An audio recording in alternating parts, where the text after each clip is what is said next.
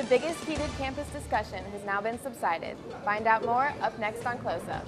Up next on Close Up, I take you to the Latin American Festival in Charlotte.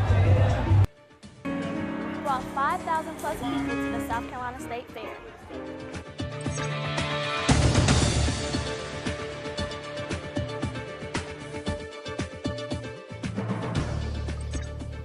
Welcome to Winthrop Close Up. My name is Kelsey McCuska. And I'm Orlandis Gary. The discussion of food on Winthrop's campus is a sensitive topic that can start a heated discussion for several students. However, this year, Winthrop Dining Services decided to change in a positive way. Reporter Jacqueline Fuller tells us more. You spoke, they listened. Winthrop's Dining Services decided to take students' complaints about campus eating and make a change that are leaving students satisfied. I say they're better than they ever been since, now you don't have to wait, until like 6:30 to go eat, when you're hungry at 4:30. Only thing I can say is add more stuff in digs, maybe like a Chick-fil-A or something. So that's really about it. Other than that, I think it's fine. Winthrop's new meal plan changes added flexibility to student schedules and tummies. Meal plan is available any time of the day in both Thompson Cafeteria and the Marklet Center. Students are now only restricted by total of meal plans per semester instead of by day.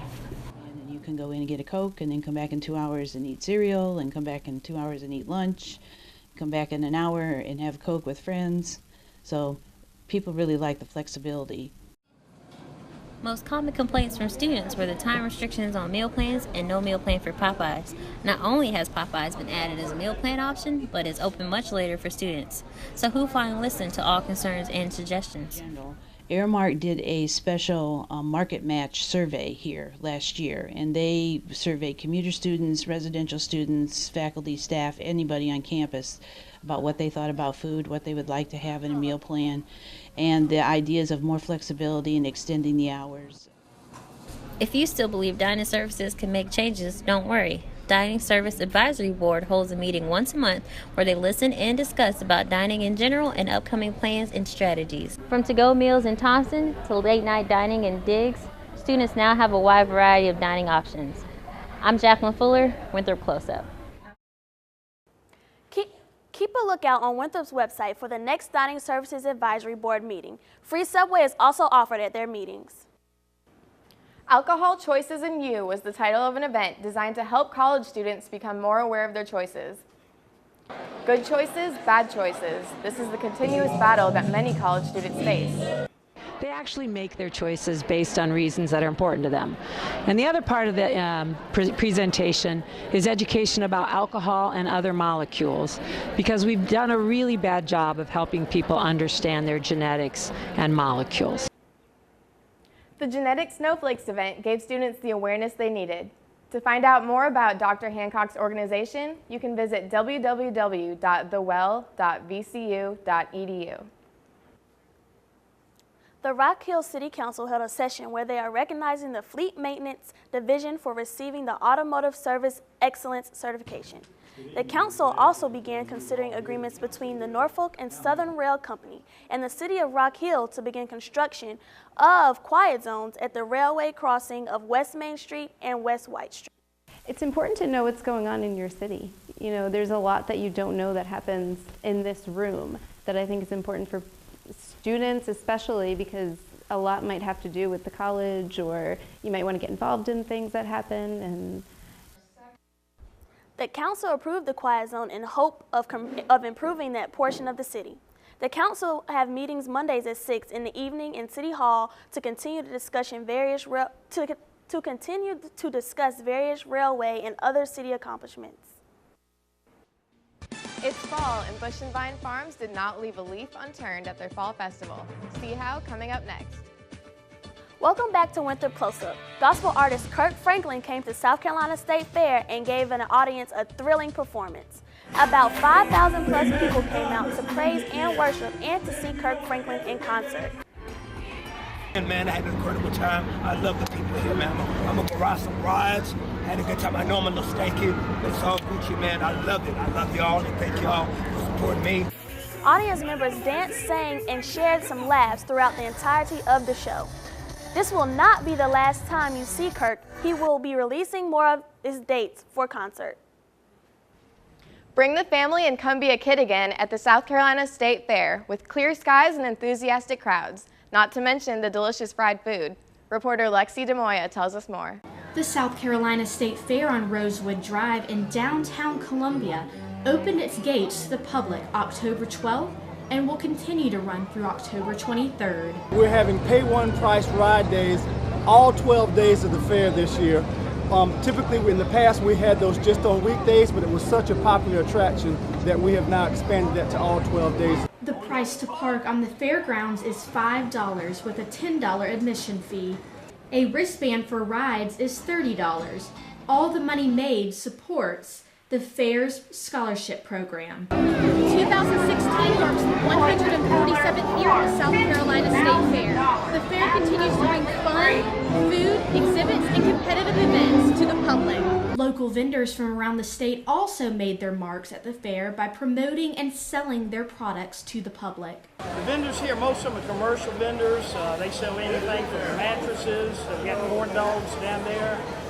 We got jewelry people. So you got a vast variety of people and vendors here, and they stay busy. From watching pig races to riding the skylift across the fairgrounds, over 38,000 people attended the first day of the fair this year, and it continues to grow. Tonight we're just talking to people about the first Friday at the fair. A sold out event tonight with Leonard Skinner, new food, new attractions, new rides. So it's a great day to be in South Carolina. You can feel like a kid in a candy shop when you arrive with the lights, sounds, and smells of this exciting community tradition. This has been Lexi DeMoya, Winthrop Close Up. The State Fair happens every year and something always changes, so keep a lookout for it next year.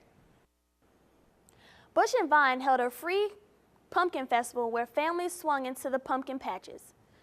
Children also got to play corn pit and ride and hayride and experience farm life. Heard through some friends that they were having this, and we thought we would come by. We get a pumpkin somewhere every year, so we thought we'd come by and check it out. But this was fun. We got to get out in the pumpkin patch and look around and find a good pumpkin, so we had a good time. The family-friendly farm also has fall produce on sale during the event. The next Bush and Vine Festival is this Saturday. To learn more about the Bush and Vine, visit bush-vine-farmer.com. It's still Hispanic Heritage Month, and Charlotte is kicking things off. See how coming up next on Close Up. October marks the beginning of Hispanic Heritage Month, and it is kicking off with the 26th Annual Latin American Festival. Reporter Janae Reese is at the Symphony Park in the center of it all. I'm here at the Latin American Festival here in Charlotte, North Carolina, where amigos or friends from across the state are coming together in celebration of their cultures. Culture, food, and fun have filled the air as thousands of music lovers came to celebrate and honor Hispanic Heritage Month with a Latin American twist. That we try to keep our together and keep our cultures going on. Especially here in North Carolina, we're trying to motivate and make sure that we all stay together, no matter what color, what race, that we can stay together and have a good time. Children of all ages also had the chance to step into the music and learn a bit of Latin rhythm. I like the singing and everything that's going on, and how you can hear many different things from many different cultures. Many well-known performers like the ballet folklorico Mexican tradition of Julio Ruiz came from near and far to put on a show. We're presenting a dance representing our culture of how we like to enjoy their dance, and also present it and enjoy and present it to our people also as well. As you can see, the festival is bunches of fun here for the families and friends from everywhere. This has been Janae Reese, Winthrop Close Up. Adios. Since Hispanic Heritage Month is coming to a close, look out for more festivals celebrating Latin Americans next year. All that salsa dancing makes you want to go eat some Hispanic food. Yeah, I'm really sad I missed out on the Hispanic food, but maybe next year. Yeah, definitely.